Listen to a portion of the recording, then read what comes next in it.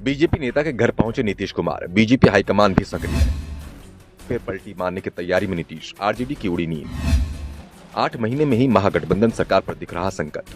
Congress party मुश्किल में है, लेकिन नीतीश कुमार शांत है। राहुल गांधी को संसद सदस्यता से अयोग्य घोषित कर दिया गया है, लेकिन नीतीश कुमार ने एक शब्द भी नहीं बोला। लालू परिवार पर केंद्रीय जांच एजेंसियों का शिकंजा कसता जा रहा है, लेकिन नीतीश कुमार कुछ भी बोलने को तैयार नहीं है। बोले तो बस इतना कि जब भी उनके साथ जाते हैं ये खेल शुरू हो जाता है। लालू से मिले एक अरसा हो गया है। तेजस्वी से भी मुलाकात मंत्रिमंडल की बैठक और विधानसभा में ही होती है, लेकिन बीजेपी नेताओं के साथ जरूर नीतीश की बैठक कभी भी हो जाती है।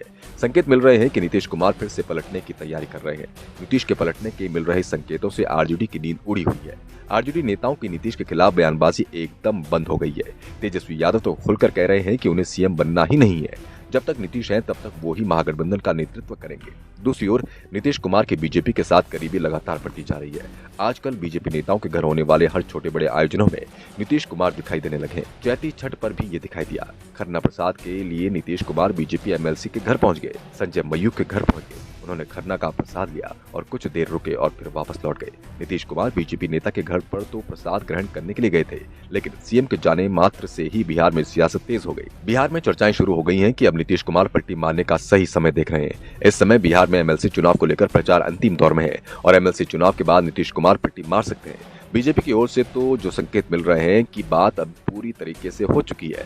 हाईकमान से भी हरी झंडी मिल चुकी है, बस खेला कब होना है ये तय होना है। पिछले साल इसी तरह से नीतीश कुमार राबड़ी देवी के सरकारी आवास पहुंचे थे।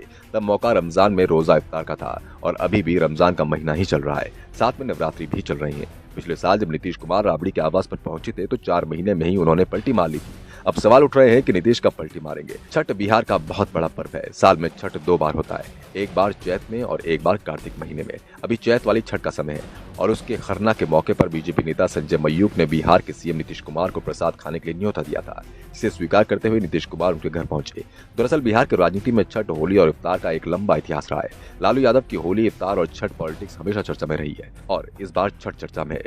नीतीश और बीजेपी को इस समय एक दूसरे की जरूरत है, क्योंकि आरजेडी अभी दबाव में दिख रही है। केंद्रीय एजेंसियों की कार्रवाई के चलते लालू का परिवार बैकफुट पर है, लेकिन नीतीश को एहसास है जैसे ही आरजेडी पर यह दबाव कम होगा, आरजेडी की ओर से एक बार फिर से तेजस्वी यादव को सीएम बनाने का दबाव उन पर पड़ना शुरू हो जाएगा। आरजेडी नेताओं की बयानबाजी के चलते सरकार और नीतीश की छवि एक कमजोर नेता की बनती जा रही थी। दूसरी ओर बीजेपी के लिए भी लोकसभा चुनाव में नीतीश कुमार बेहद जरूरी दिखाई दे रहे हैं, क्योंकि बीजेपी के पास महागठबंधन के खिलाफ कोई मजबूत सहयोगी नहीं दिख रहा। हाल ही में जो सर्वे सामने आए हैं उसमें साफ दिख रहा है कि अगर आज चुनाव हो जाए तो महागठबंधन बीजेपी पर भारी पड़ेगा, लेकिन नीतीश कुमार पलटी मारकर एनडीए में आ जाते हैं तो स्थिति बदल जाएगी।